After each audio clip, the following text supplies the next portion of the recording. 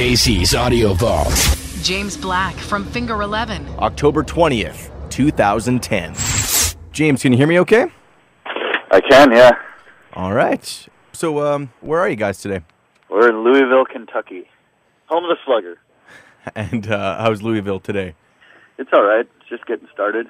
I haven't really been outside. I did see an old man get hit by a car this morning, so that was I guess the day can only get better from there. Yeah, that's some early excitement. Yeah. It was just that weird sound of meat hitting pavement. Just didn't. I felt really bad for the man. He looked like he was all right. He was aware and awake, but yeah, pretty shocking.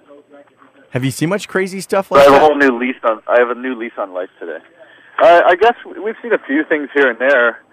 I remember actually the first tour we ever did when we got to Winnipeg. We saw a guy try to steal a car and then get pulled out of the car while the car was still running down the road, and they just start pummeling the guy while the car just kept rolling down the street. So yeah, some weird stuff. That's cool. We'll take that as a good memory for Winnipeg. Yeah. Some vigilante justice. Yeah, that was like we were young kids and we showed up and we waited for the strippers to finish before we set up and do sound check. It was quite a venue. Well, we're happy Finger 11 have announced the Canadian tour. You're going to hit Winnipeg again January 31st. It looks like you've got a little bit of time in between a few different legs of the tour. Anything planned? Are you planning on filling out some of these dates?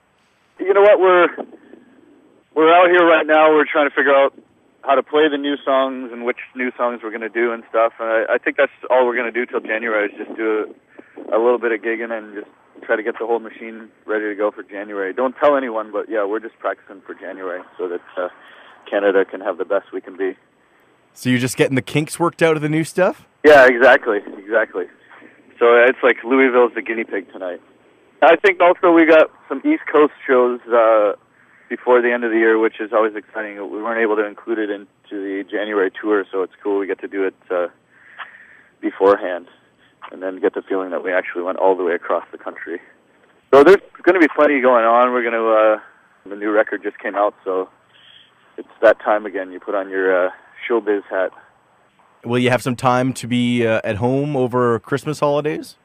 Yeah, over the Christmas holidays, but we're just coming off a stint of being at home for quite a while, so usually the trade-off is once that's up, you're gone.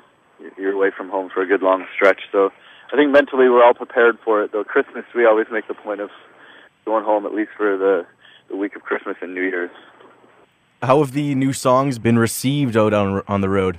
Oh, it's awesome. It's awesome. The new songs really lend themselves to the live rock and roll setting, and they're sort of almost simplified compared to the last record in just the delivery. Like we're up there, we're just five guys playing and singing, and the songs, I don't know, they feel like that's the kind of songs they are, so it translates really, really well. And some of the riffs on the new record to me are some of my favorites we've ever come up with. So whether it's going over well or not, I don't know. I close my eyes and I'm having the time of my life. Do you guys sit down before each show and change up the set list? We have been on this run. We just every gig in sound check we've been working on a new one from the record. The record's only got 10 songs on it, so hopefully by the end of this run we'll be able to play all of those songs in the set as well as some old ones. And we're just right now we're trying to figure out what old songs we want to play in the set in January. So it's kind of there's a bit of a discussion every night about, okay, we didn't play this song last night, let's put it back in and let's take this one out and all that stuff.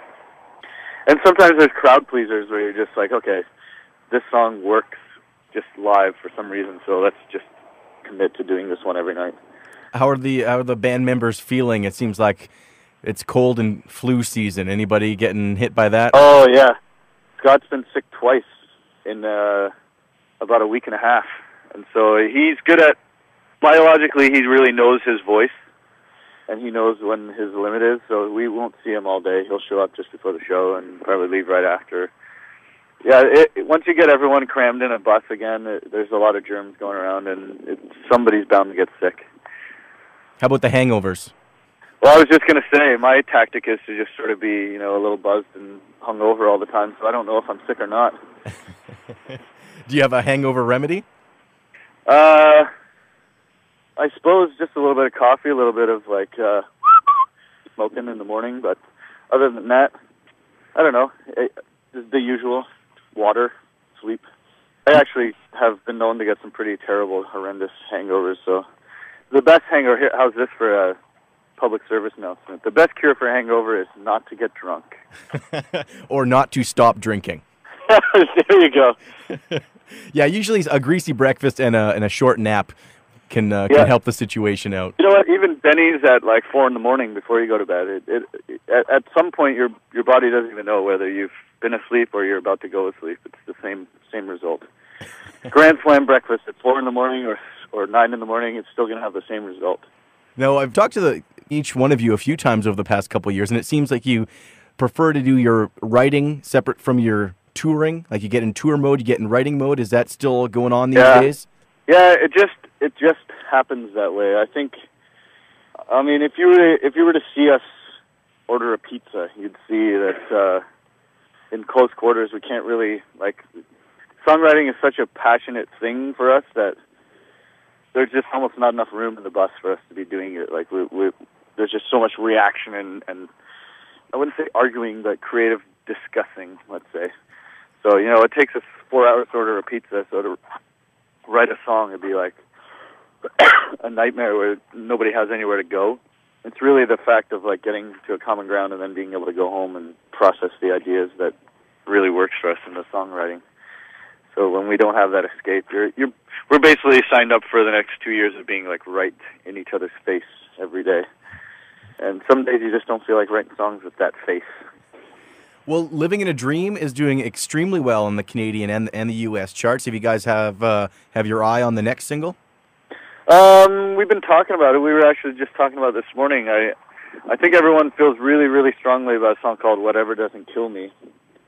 But it seems like Living in a Dream's still doing really well, so hopefully that's not something we have to decide for a while.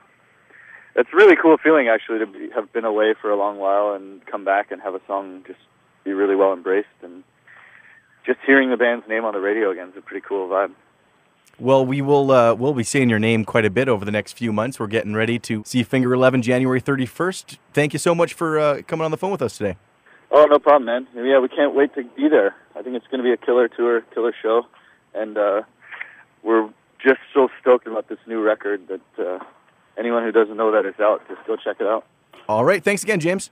All right, take it easy. All the interviews you want on iTunes and at Power97.com. Casey's Audio Vault. Casey Norman is Power 97's music director and can be heard every weekday from 2 till 6 in Winnipeg, Manitoba, Canada. Power 97 is Winnipeg's best rock.